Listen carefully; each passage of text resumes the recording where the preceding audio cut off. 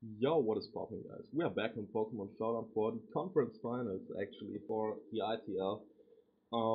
I didn't upload for week 10, I believe, because I got a forfeit.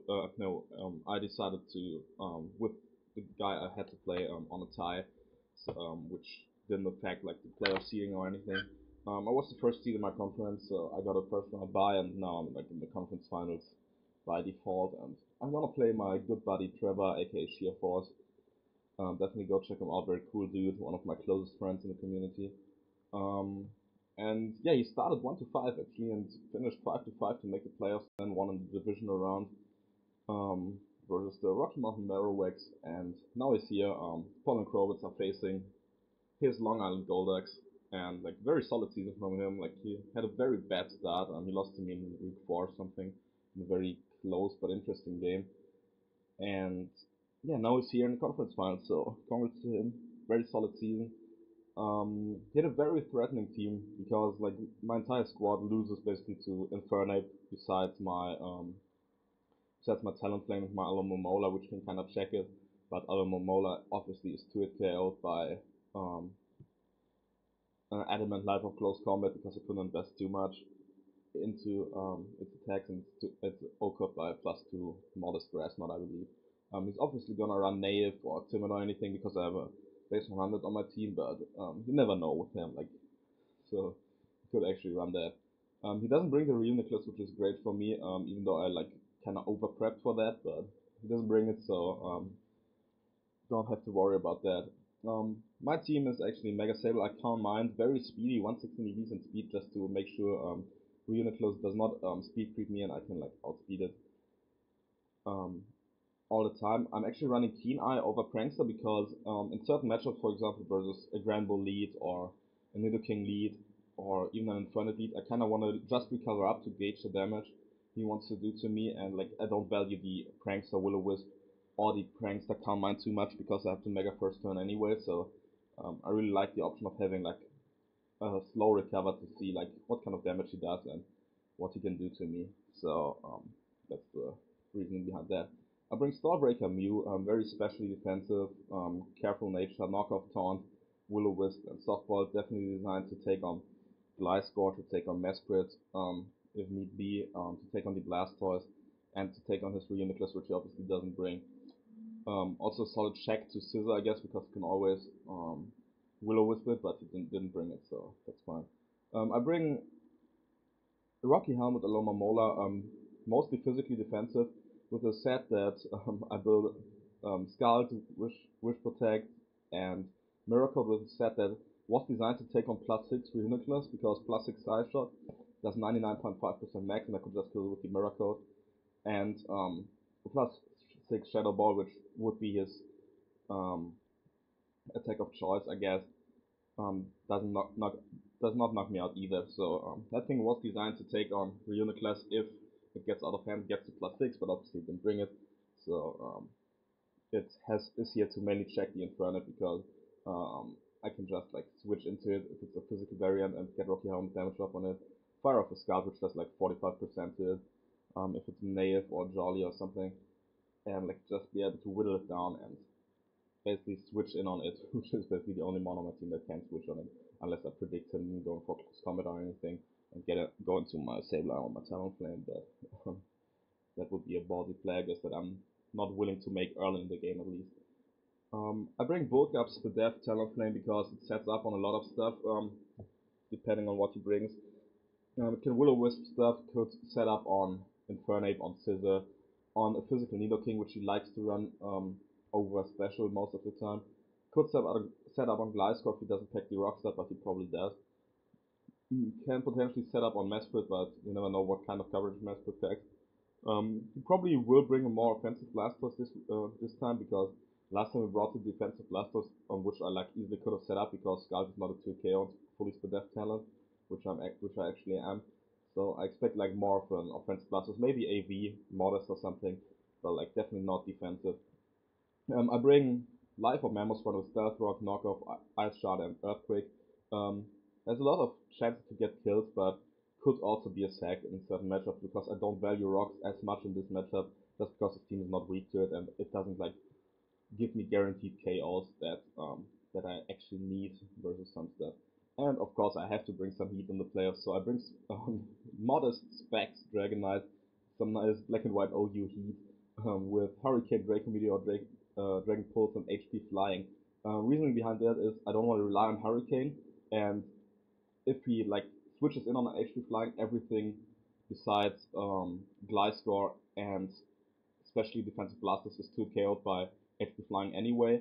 HP Flying knocks out Infernape 100% of the time, even if it's max HP. So that's kind of cool. And Hurricane is just just to get a hit off if I have to. Like if I have to rely on Hurricane, I will go for that. And it's probably looking at my squad, it's probably the only thing that can potentially break through Gliscor because that if I lose my Mammoth, so that's kind of annoying. So I have to like keep it healthy to keep either Mammoth Swine or Dragonite healthy to revenge kill the Gliscor. So there's that. Looking at his squad, he brings like obviously the Infernape, which I expect just like to be physical life or maybe Scarf or Band with U-turn or something. Um, Maybe SD even like to get a late game sweep off. He brings Gliscor, which is probably his rocker. He doesn't like to run rocks on Nidoking, and he ran rocks on Mesprit last time. I don't think that will work out for him, so I expect rocks on that thing. But it could also be a sword stance set, especially defensive, which could be really annoying and really like wear down my squad if I like lose my Mammoth one early. Nidoking I expect it to be physical, but I'm not 100% sure yet. I have to scout for that. Mesprit probably like Dazzling Gleam, offensive, 3 attacks maybe with Thunder Wave or something to take on Sableye and stop it like from calm mining up with like a big Dazzling Gleam that could fire off. As I said, more of an offensive blast, as I really expected AV or something, and a Gramble that I expect to be max HP and probably a little bit defensive, just to like to have a switch in for my Dragonite if I were a DD variant. But what he doesn't know is that HP Flying will just do a KO thing, Hurricane will just knock it out, so that's kind of cool. I expect it to be like T-Wave, Play Rough, maybe Heal Bell, and then like probably another coverage move. Mm. He brought Lumberry in the first game, so I'm pretty convinced he will do it again just to have a chance to like beat my Mega Sableye lead if he wants to lead with that. Um, I really expected him to lead off with Infernape or maybe even the Master or Granbull, but I decided to lead off with my Sableye anyway because I can recover up any damage he decides to do to me, so that's fine because I live any one hit and I can just get up my Mega off and prevent rocks if possible. So let's start here. The Gimp hits the field, he leads off with Nidoking, and I would just go for the recover first turn to see what kind of damage he does. He goes right for the Mega Horn, maybe predicting my Mew because that was like the switch in the first time we played. But I'm obviously just gonna Mega. I'm very surprised he stayed in with a physical Nidoking on a Prankster Will-O-Wisp. Um, don't know if I agree with the play, but he probably expected me to be like more physically defensive and like be afraid of an Earth Power or something and switch out into Mew. So I get behind that play, I guess. Here on this turn, I contemplate going into Talonflame to catch a potential Infernape switch in, but I didn't want to risk it because Talonflame is kind of my win con if I'm able to set up on maybe Mesprit or Infernape. So I had to make sure that I'm like I keep it healthy because it still can check. Infernape can switch into it and like can do some damage if I play it correctly. So I decided to just go for the safe Will-O-Wisp because I feel like I can switch into Infernape. So he makes a good switch, goes into Infernape, absorbs the Will-O-Wisp obviously, and here I just go for the safe play and go into my Alomomola. As he sent out the Granbull. Don't know what he expected there. Probably like I don't even know what he expected there. He maybe decided like that I might want to stay in or something, but I don't know. Like I don't really get to play, but he goes to Gramble, which is fine for me because my girl Mallory here checks it really well. And I can just fire off a big Scout here, I think. Yeah, I go for a Scout. Do a hefty chunk to the Nidoking, but I don't burn it, which is fine. And now he goes for the Toxic Spikes. Very interesting play. I didn't really expect him like to have Toxic Spikes, but it's really cool. Very solid prep on his part because it helps whittling down my Alomomola as well as my Sableye and my Mew, which all could be a problem for him to break through because he doesn't have like the best wall breakers in this game here. Like he probably has a wall breaker as the Infernape, but it can also only do so much. So Toxic Spike's very clever on his part. I contemplated going into Sableye on that turn, but I still didn't know what his exact set was. So yeah, I decided to just go for the wish and see what he wants to do to me. And now after he goes for the wish, I can go for another Scout here on his Mesprit. I burn it, which is cool, but it takes absolutely nothing, so it looks very specially defensive here, even though like Elemomola has shit special attack, but it's pretty specially defensive, I'm pretty sure. Goes for the Psychic, which I absorb with my Mega Sableye, which is really cool. Get hurt by the poison, but it's not too bad. Like, I'd rather have a regular poison than what's called toxic. So poison is fine, I can deal with that. And I can just go for a safe Shadow Ball here. He goes for Dazzling Gleam as expected. He packs it to get rid of my Sableye. And now, like, it's a crucial turn because I get hurt by the poison here, obviously. And the last Dazzling Gleam did 38.2%. I'm at 38% right now. And I don't really want to risk my Sableye here, so wasn't sure what I wanted to do. My Talonflame as well as my Mew are solid checks to that thing. But like I really contemplated recovering up, but I wasn't sure what he packs on the set, and I like didn't want to lose my Sableye already because Toxic Spikes and Rocks would be annoying, especially for my Talonflame, and I can recover up later um on the Gliscor, for example. So I go into my Mew. Poison is fine, it can take any hit, and he goes for the Healing Wish. Very interesting, very smart play on his part, expecting me to switch out there or go for the recover. Healing wishes up his Nidoking again and makes a double as I decide to go for the Will-O-Wisp. I miss it on the Blastoise, which is kinda annoying, but nothing I can do here.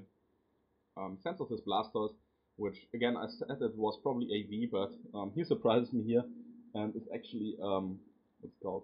A Scarfed Blastoise. He misses the Hydro Pump after I missed the Will-O-Wisp, so that's fine. I knock off his Choice Scarf, so that thing is no longer a threat, but probably still faster than my Mew because I only pack like 12 Speed EVs.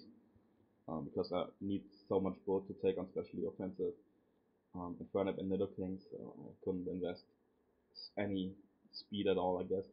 Knock off his Choice Scarf, and I can just recover up gauge damage from the Hydro Pump, which does absolutely nothing. So he has probably to be timid to do that kind of damage. I don't think he was modest, because Modest Blaster is still kind of slow and does not speed anything.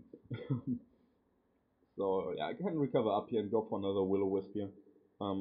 Very easy game for me. I can just like stay in on that thing as long as I want. Like he can only stall me out of a couple like softballs and bullshit, but I can easily like slag off the damage here. Knock him off again because it can live poison plus another Hydro Pump as and I can just softball up again. He switches out here. Very solid play, goes into his Gliscor. I really contemplated going for the Will-O-Wisp again, but I didn't want to risk my Mew here. Like a Will-O-Wisp would have been great on my part, or knockoff, both of which would have been really smart plays on my part. But I try to play it safe because he really has trouble breaking through my Mew. And his Gliscor is now in, and it's time to reveal my last move because he always could be Stealth Rock or Sword Stance. So I just go for the safe taunt, but he decides to Earthquake. Very good play on his part, just attacking me. Even though like he doesn't know my entire set, I could have easily packed the Ice Beam, but it was pretty obvious that I did not, because knockoff Ice Beam would be very dumb coverage, would be just be set up for Scissor, and like would lose to Reuniclus as well. So he goes for the Earthquake. Smart play, get some damage off. I can softball the damage up, and now I can like it's just staying in, and like, roosting off the damage and see what he wants to do. But now I decide to switch out into my Mamoswine, which can take any one hit, and I can potentially get up my rocks as he goes into his Infernape. And here I make a very bad play, to be honest. I shot in my initial switch in already, which was my Elemomola, and like my Mew could check it, my Talonflame and my Sableye all could take a close combat. Like four months on my team resisted or are immune to it. So I really didn't expect him to close combat here, and I tried to kill it with the Earthquake, but he just makes this very safe play and goes for a close combat. Very unnecessary over prediction for me, but I like didn't feel confident going to Arlo just like because I didn't want it to nasty plot up, Sorkson up, and then like lose one of my walls. So I just decided to like play it like as safe as possible around this thing because I don't want it to set up, but also as what's it called, as risky as possible, because like if I catch him here on a Sork Sense or like maybe a Fire Blast, which I probably could have lived, I would have like had a very good shot at winning, because Inferno would have no longer been a problem. So my boy Zero Kelvin here goes down. Didn't have as great of a season as um, last season, where it got 20 kills. This season I think it only got 5 kills or something. I don't play it as well as last season, but people deal with it better than last year, I guess. So kind of disappointing here, but I think I'm still made the right play, because I don't think Close Combat was to play in this situation when he has like solid switch-ins to Mammoth with the Blasters, or the Gramble, which can always get an Intimidate up. But yeah, like I don't agree with the Close Combat play, but it obviously was like the right play, because Mammoth could have done some solid damage to him. Um, so like he probably like had the same idea as I did with his Inferno, like get rid of the threat and don't let it do some weird things. So smart on his part. But now I get my Dragonite in. It's full at multi-scale, and I can just fire off the Specs HP Flying here, which will knock out the Infernape. Will 2-hit KO everything that wants to come in besides the Gliscor, but I don't think Gliscor is the switcher. I really expect Gramble to come in, which definitely will be 2-hit KO'd by that. I go for the HP Flying, and it was kind of funny in the chat after like I sacked my Mammoth, he said like something like nice sack, and I was like, yeah, now choose one yourself. And he decided to go into this Gramble as his sack, as I like can just go for another hidden power flying as I want to, which I do, obviously. Get rid of his blaster, so my boy Dragonite here putting in the finest of work, getting a kill and get rid of Gramble basically. Now it goes into Nidoking. I don't really know if this thing packs Ice Punch, but I could potentially live any hit and get it low to like 40%, because HP Flying would do that much. But I really want to keep my multi-scale intact, because Dragonite now is the only thing that can break through Gliscor. And like that can revenge kill Inferno with ease, so I have to switch out here. I don't want to risk anything, so I just do that. Go into my Mega Sableye, sacking it. I don't really expect him like to have rocks or anything, but I want to prevent a second Toxic Spike or anything. So I go into my Sableye here. As he kills me with the Poison Jab, which is fine. Now I can go into my Alomomola. I didn't want to go hard into Alo, because like I didn't need Sableye that much, and I really want to keep it healthy. With the Toxic, it would have been possible for him to 2-hit KO me with Thunder Punch if he predicts me or anything. So I want to be as healthy as possible with this Alomomola, and I can now fire off with Scald here, um, which I do. Hit the Inferno on the switch and get some nice chip damage off on it, which is great. Now I can fire off a Wish here or switch out. I decide to make a risky play and switch out into my Talonflame. He already revealed to like go into go for the close combat, even though like some of my stuff really checks it well, but like I decided to like go into Talonflame to absorb the close combat. Doesn't do that much to me because I'm max HP, and then go from there. He decides to switch out into his Gramble, which is a smart play, and I think I make a double here. Yeah, I make a very smart double into my Dragonite, basically to get another kill. As you see, I fire off a Hurricane. Reasoning behind that is HP Flying would have knocked him out, but he knew that I was HP Flying, gauging from the damage, and I didn't want him to let Gliscor get in for free, because HP Flying would have done like 36% if it was like a specially defensive set, and I didn't know like what kind of set it was, because I didn't get any damage off. So I had to go for the Hurricane here. Would have knocked out everything on his team. I think Nidoking would have taken like 90% or something. So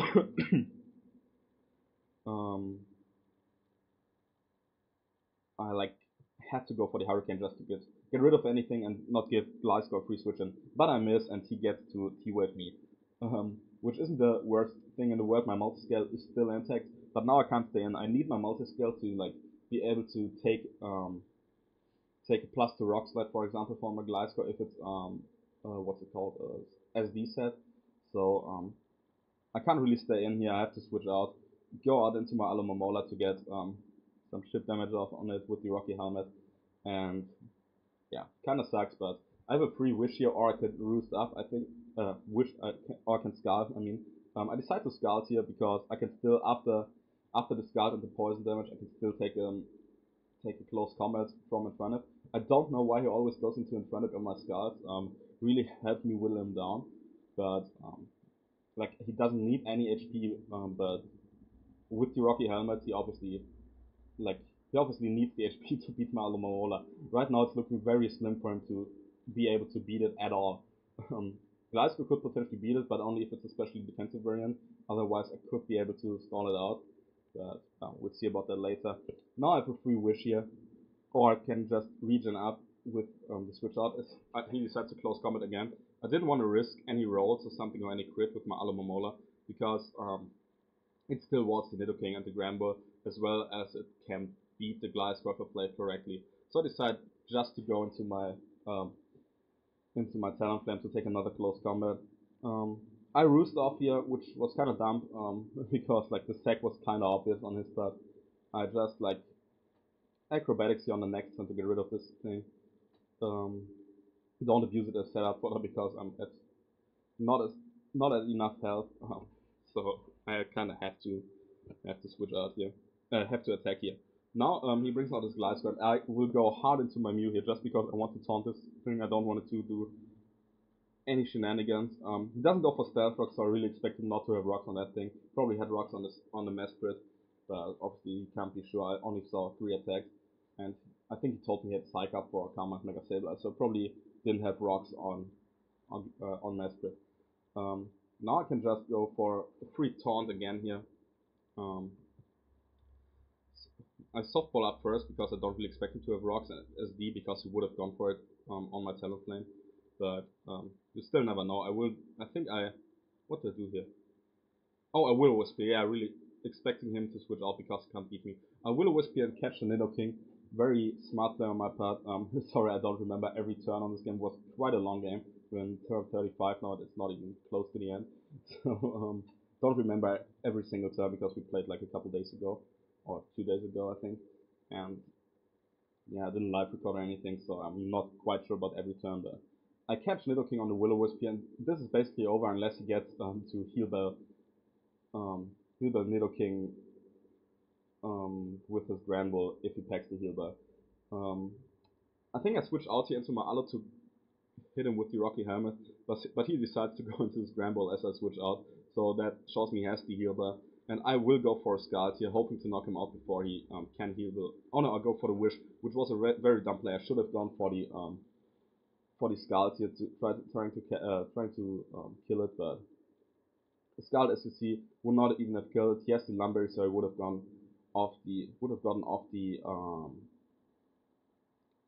heal bar anyway, so that kind of sucks. But he kills himself with the Play Rough here. Alomomola getting a nice passive kill with the Rocky Helmet. The item always comes in clutch if I run it. It's pretty cool to use. Like a lot of people underestimate what like 1/6 or 16% of damage every time you touch it, like what they can do. Like they put everything in range, which is really crazy. So now he goes out into his Nidoking, which I can obviously beat 1v1. I can wish up again here, like just to get myself a little bit healthier, but I don't really recover that much just because of the poison damage, which kinda sucks, but it's fine, I guess. Um, I protect wish up, um, as he tries to attack me with the poison zap. I'm fine with him attacking me with the poison zap because he gets the Rocky Helmet damage every time he touches me, which is great. I get another wish off and protect here just to get my health back. And now I think yeah, he like toxic spikes again, which doesn't matter. Like he just saves PP on the poison gem, which is kind of smart, but obviously doesn't matter. And now I think I sack my Talonflame because I want to get regen back so that I can effectively stall it out and not have to rely on rolls or crits or anything. So I can just go out into my Talon to get my Mallory, my girl, here back to 88% or something, and can just like sack my Talonflame, which is cool. I don't need it anymore. So Mallory comes back in here, my Alomomola. I can fire off a wish as he crits me, which is really annoying. So the regenerator plate doesn't even like give me anything, which is kind of annoying. But I'm still pretty confident that I can win this game 1v1 with the Nidoking here. I can wish protect up. He will die eventually to the Rocky Helmet, which is cool to me.